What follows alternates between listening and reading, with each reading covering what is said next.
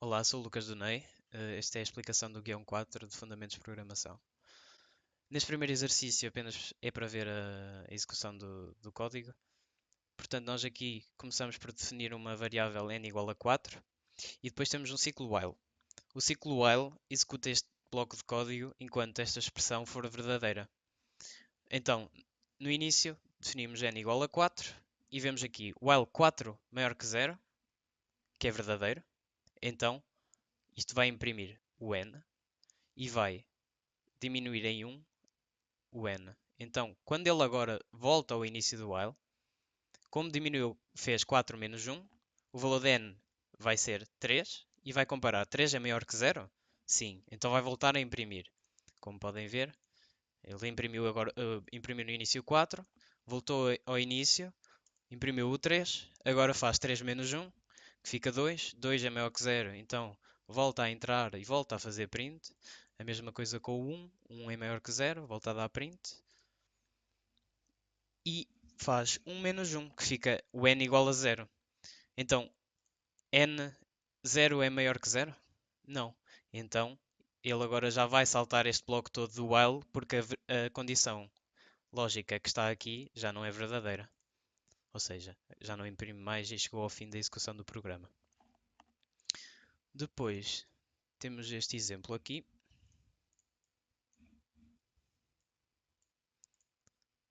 Que é muito parecido.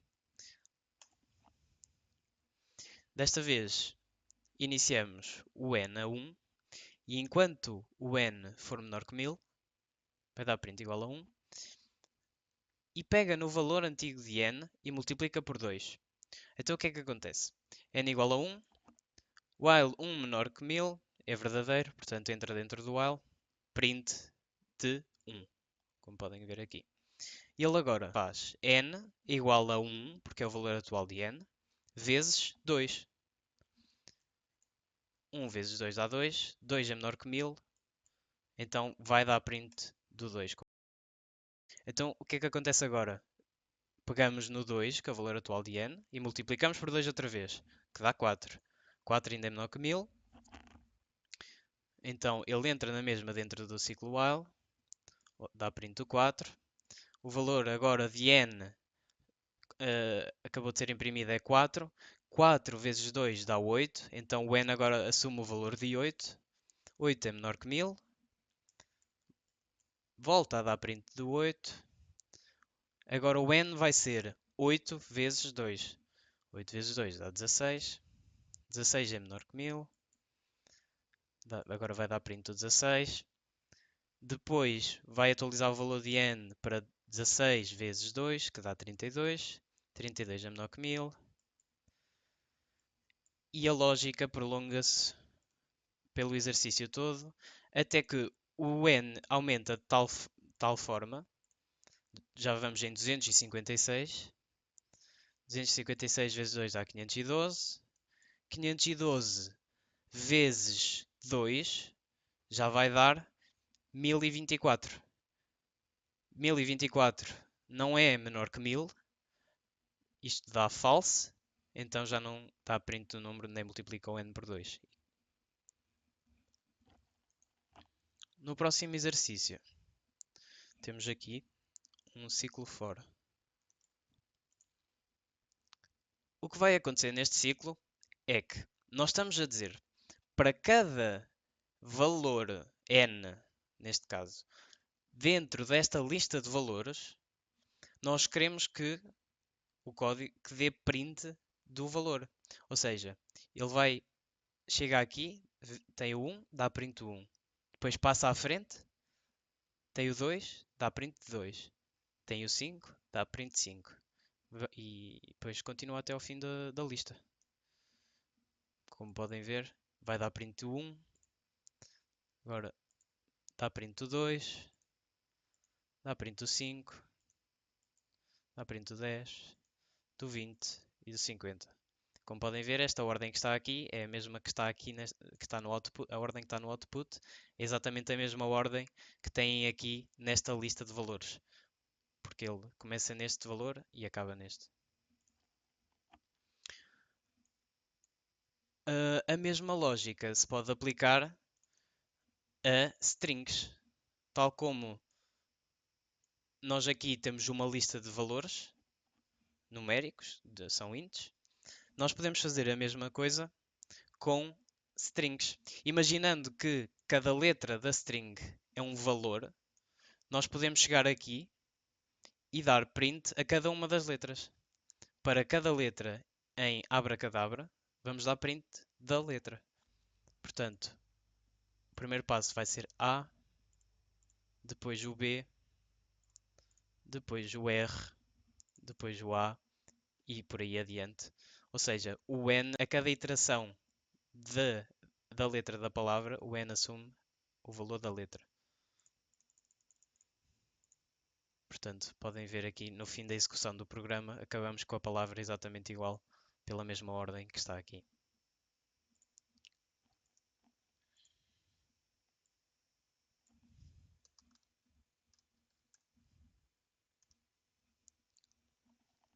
Neste caso temos o for n em range de 10. O que isto faz? Vai imprimir os números, começando em 0 até aqui, até ao range 10, ele vai imprimir os números. Só que este range não começa em 1. E ele aqui está a definir que vai imprimir 10 valores seguidos. Se ele vai imprimir 10 valores seguidos e não começa em 1, começa em 0, o primeiro número que vai imprimir vai ser 0. E o último vai ser 9.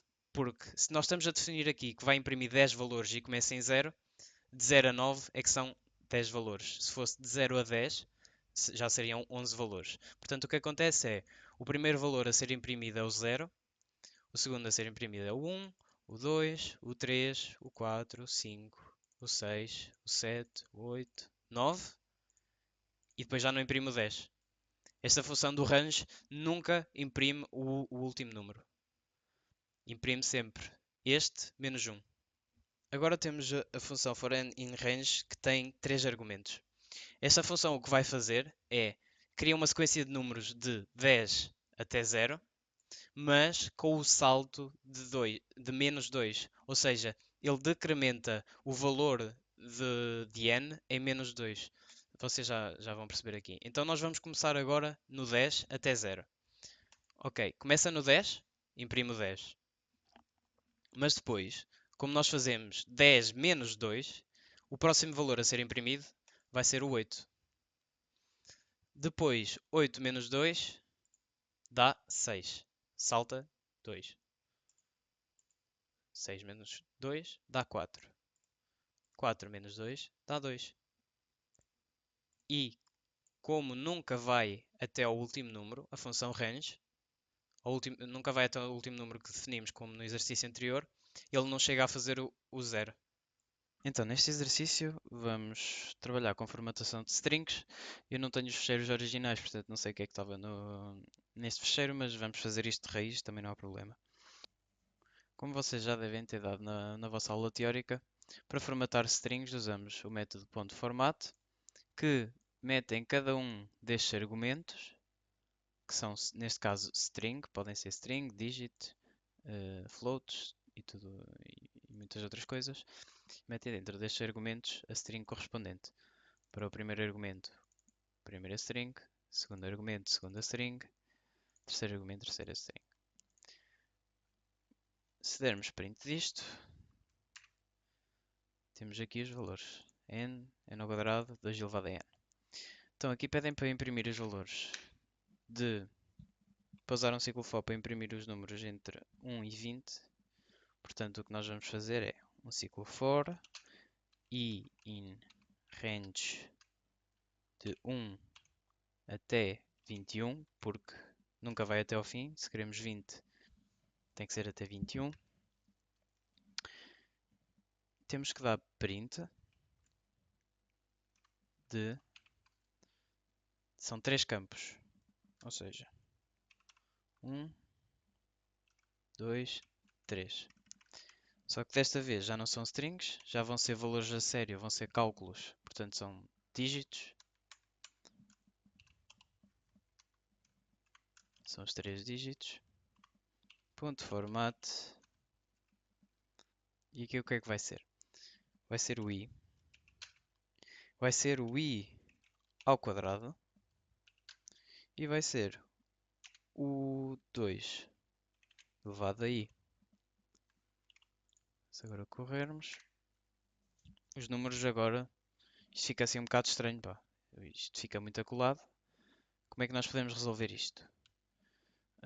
Há certos operadores, por exemplo, este operador aqui permite alinhar os números à direita.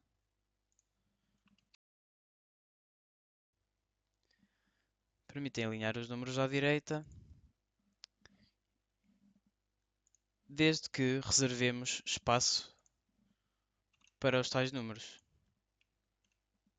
Então, se nós dermos um espaço de 10 caracteres entre os números, podemos ver que eles agora já ficam alinhados à direita e já estão separados uns dos outros. Portanto, o fatorial de um número n é o próprio número vezes o n menos 1 vezes n menos 2 vezes n menos 3 e por aí adiante. A ideia aqui é usar um ciclo while para iterar por estas multiplicações todas, em que cada multiplicação é uma iteração do ciclo while. E nós temos que usar uma variável que nos armazene esta multiplicação, por exemplo, para que depois nós possamos multiplicar o valor desta multiplicação com o n menos 2. Portanto, nós podemos chamar-lhe fact e iniciamos a 1, que é para não afetar a primeira multiplicação. E depois temos que, enquanto o n for maior que 0, porque nós não queremos que multiplicar tudo por 0, porque senão o valor final do factorial seria 0. E nós queremos atualizar o valor do fatorial para o valor antigo vezes o n. E o que é que nós vamos fazer aqui ao n? Ao n nós vamos tirar 1. Ok. Então imaginem o caso em que, por exemplo, o n igual a 3, por exemplo. Fact igual a 1, 3 maior que 0, e temos que o fact é atualizado para o valor atual de fact, que é 1, vezes o n, que é 3. Ao n tiramos 1, fica a valer 2. 2 é maior, volta ao início do ciclo, 2 é maior que 0. E o que é que acontece? Nós atualmente temos este valor no fact. Agora vamos multiplicar este valor por 2, que é o n. E depois o n tira-se 1, fica 2. Volta ao início, 1 é ainda maior que 0. E depois o que é que acontece? Multiplicamos este valor, que é o fact, vezes 1. E depois o n fica a 0. Chega aqui, já não consegue entrar dentro do bloco do while. Então o que nos basta fazer é dar return do fact. E se verificarem, passa os testes todos. Este programa da linha 3 gera os primeiros 20 termos da sequência dada no enunciado. Eles pretendem que nós modifiquemos o programa para mostrar todos os termos enquanto forem positivos. Pedem para utilizar um while e no fim devem dizer quantos termos é que ele mostrou. Portanto, para mostrar quantos termos é que ele mostrou, vamos iniciar uma variável chamada contador a 1. E depois vamos, cada iteração, vamos aumentar em 1 a variável. E qual é a diferença agora? Como nós não temos um número fixo de termos, temos que meter um ciclo while. Enquanto o valor da sequência for maior ou igual que zero, ou seja, enquanto o número da sequência for positivo, eu quero que aumente isto. E depois no fim, print contador. Então o que acontece é, este é o último termo, positivo, mais uma iteração e este termo provavelmente ia ficar negativo. E ele fez esta conta 465 vezes. O ILO é um jogo em que o programa escolhe um número ao calhas, de 1 a 100. Aqui está 101 porque ele não chega a fazer o 101 e fica 101 menos 1, que é 100. E o programa vai dando pistas para ver se o nosso guess se é maior ou menor ou igual ao secret. Portanto, aqui pedem também para fazer o número de tentativas, portanto, já podemos começar por isso. Número de tentativas é igual a 1. Porque temos que fazer sempre no mínimo uma tentativa, mesmo que acertemos já primeiro. E aqui isto vai funcionar num esquema de while true. Nós já sabemos que o while funciona sempre que uma condição aqui dentro seja verdadeira. Se estamos a fazer while true, true é sempre verdadeiro. Então este ciclo vai correr infinitamente até ser parado. Nós agora já à frente já vamos fazer isso, já vamos parar o loop. Já vos explico isso. Então, nós queremos que ele vá pedindo sempre o guess ao utilizador. Portanto, o guess vai ser o input de what's your guess, por exemplo. E temos que converter isto para int, porque senão isto fica como uma string e nós queremos comparar o valor do guess com o valor do secret. Então, agora nós para compararmos, usamos condições de if, elif e else. Por exemplo, if guess menor que o secret, ou seja, se o número que nós metemos no terminal é menor do que o número que o programa escolheu, então nós vamos dizer que é low. O nosso guess está abaixo do secret. Elif, se o guess for maior que o secret, então nós vamos dizer que é um número maior, que está high. Se não, se não está menor, se nem está maior, então quer dizer que acertamos o número. Então, nós vamos dar print acertaste em tentativas. E agora é só para isto é utilizado para passar como argumento aqui o número de tentativas. Quando nós acertamos o secret, temos que parar o ciclo, porque nós não queremos pedir outra vez ao utilizador. Então, esta keyword break para literalmente quebra este ciclo e passa tudo à frente. A única coisa que nos resta fazer é aumentar em 1 o número de tentativas. Porque senão seria sempre uma tentativa porque não atualizamos o número de tentativas do valor. Por exemplo, 50 é demasiado alto. Ok, então vamos tentar 25 é alto na mesma. 15 é alto. 5 é demasiado baixo. 10 é alto, ou seja, o valor está entre 5 e 10. 7 é demasiado baixo. 8, 9. Acertamos em 8 tentativas. No exercício 6 pedem para fazer uma função que calcule a série de Leibniz. Então, o que temos que fazer é, para traduzir este somatório em Python, a melhor aproximação que temos a fazer é um ciclo for. Ou seja, para cada valor no range de 0 até n mais 1, porque já sabem que o range nunca considera o valor que está aqui, então tem que ser n mais 1. Aqui fora declaramos uma variável auxiliar chamada Leibniz, com o valor inicial 0. para não ter alterações nenhumas no valor final. E basicamente, nós vamos atualizar o valor da variável para o valor antigo mais o valor novo. E qual é que é o valor novo?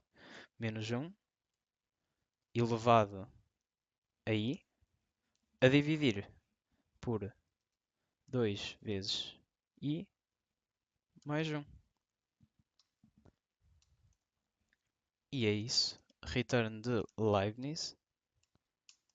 E se dermos print de Leibniz de 900, que é para ele ter várias iterações e calcular o valor mais exato, temos que o valor dá bastante aproximado.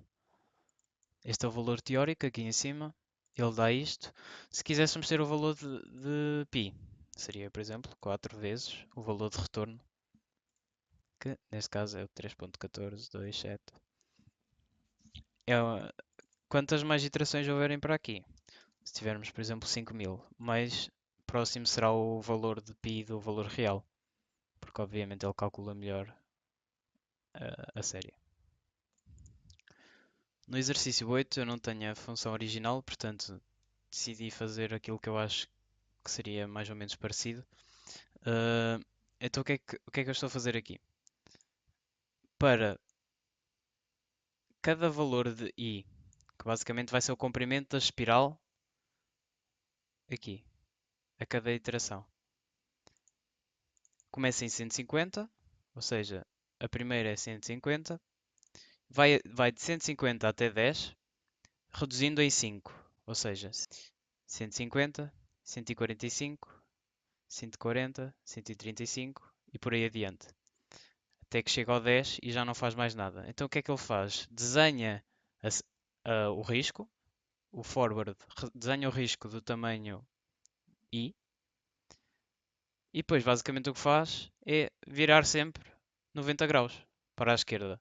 Ou seja, quando nós corrermos, isto acaba por fazer a espiral. Vai diminuindo, diminuindo até que chega ao 10 e faz a espiral.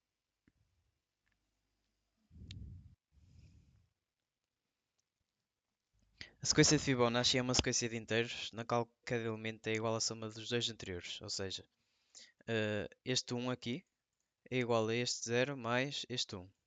Este 2 igual a este 1 mais este 1. O 3 igual a este 1 mais este 2. E por aí adiante. Então, nós temos os termos iniciais que são Fibonacci de 0 e Fibonacci de 1, que são 0 e 1 respectivamente, ou seja, podemos lhe chamar A igual a 0 e B igual a 1. Depois, o que temos que fazer é calcular isto para os restantes números até n. Ou seja, nós queremos um ciclo for in range de 2 até n mais 1. 2 porque já temos os primeiros dois termos, que são este A e este B. Então, ou seja, queremos começar a partir do 2. E n mais 1 porque o range nunca conta o último número. Então aqui o que é que acontece? Nós queremos calcular o valor da soma, por exemplo, deste 1 com este 0. Ou seja, a soma vai ser igual a A mais B. E depois o que é que acontece? Nós temos que atualizar, aqui neste caso, o 0 é o A, o 1 é o B. O que é que nós queremos fazer? Nós queremos que o A, ou seja, o primeiro termo analisado no ciclo for, seja o 1 e que o B que seja o valor da soma. Ou seja, A é igual ao B, porque avança uma casa na sequência, e depois o B é igual à soma. Por exemplo, na primeira iteração do loop fica 0 mais 1. O A passa a ser B, ou seja, passa a ser 1. E o B passa a ser 1. Depois temos 1 mais 1. A continua a ser 1. E B fica com o valor de 2, que é este 1 mais 1 aqui. Depois 1 mais 2. O A fica com o valor de B, que é 2. E o B fica com o valor da soma, que é 3. Depois 2 mais 3. O A fica com o valor de B, que é 3, e o B fica com o valor da soma, que é 5. E por aí adiante. Então, o que é que nós temos que retornar aqui? O número de Fibonacci para um dado número n vai ser o valor desta soma. Se verificarmos aqui com um print, x de 5, dá 5. Por exemplo, Fibonacci 10 deve dar 55. Exato.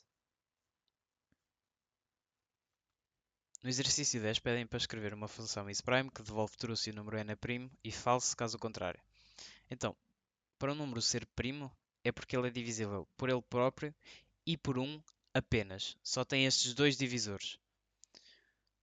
Não é primo se tiver mais do que estes dois divisores. Para verificarmos que um número é divisível pelo outro, temos o operador módulo. Então, basicamente, se x é divisível por y, então este valor vai ser igual a zero. Então, vamos criar aqui uma variável auxiliar que vai ser inicializada a true. Vamos assumir logo que o número é primo. E depois, vamos